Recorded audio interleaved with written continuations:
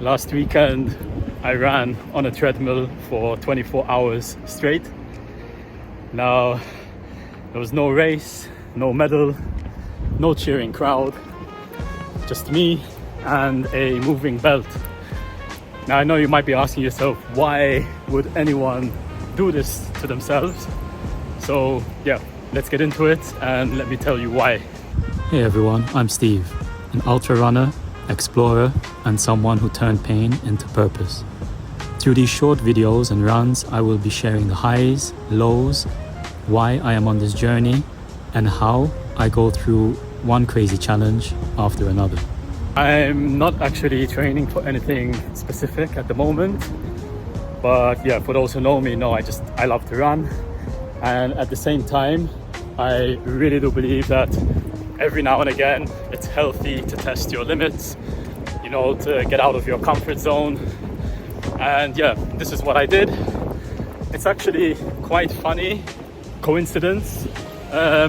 This time last year, exactly, I tried a similar run on the treadmill, but I stopped at 23 hours. I had managed 100 miles. I was happy with that. And yeah, it's great to see how much stronger I've become over this last year. Now, everything was ready to start on Saturday at 11 a.m. But of course, the gym we had booked had issues, no access. So yeah, we were left scrambling. Now, if you know Bangkok traffic on a late Saturday morning, you can imagine the panic. So yeah, I had prepared everything minute by minute. I had a whole schedule around my food, my breaks, all of that. So yeah, it was quite disappointing. I'm not going to lie. We did go back home.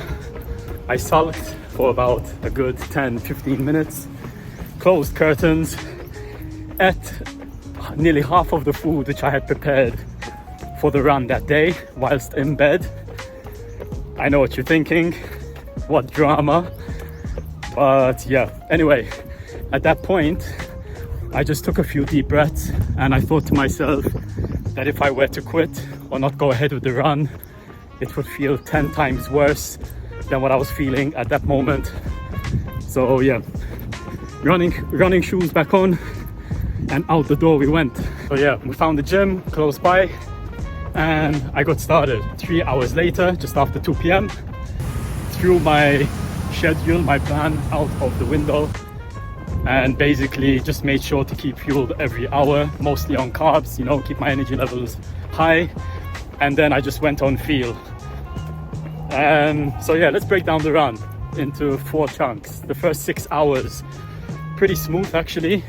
The excitement's kicking in, you're just finding your rhythm, and basically all of that just carries you through the first 6 hours. The next 6 hours though, that's where the boredom bites. In my case, that's between 8 p.m. and 2 a.m. You're not even close to the halfway mark. Your mind starts to play tricks on you. But in my case, I had prepared some learning podcasts, which really helped keep my brain occupied.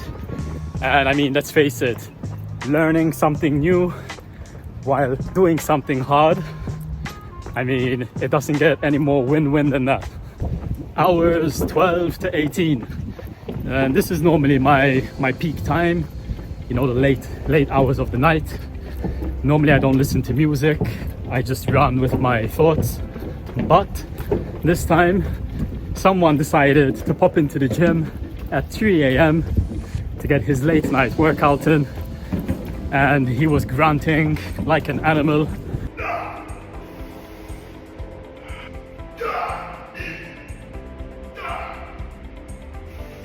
For at least 1 hour. So yeah, this threw me off my game.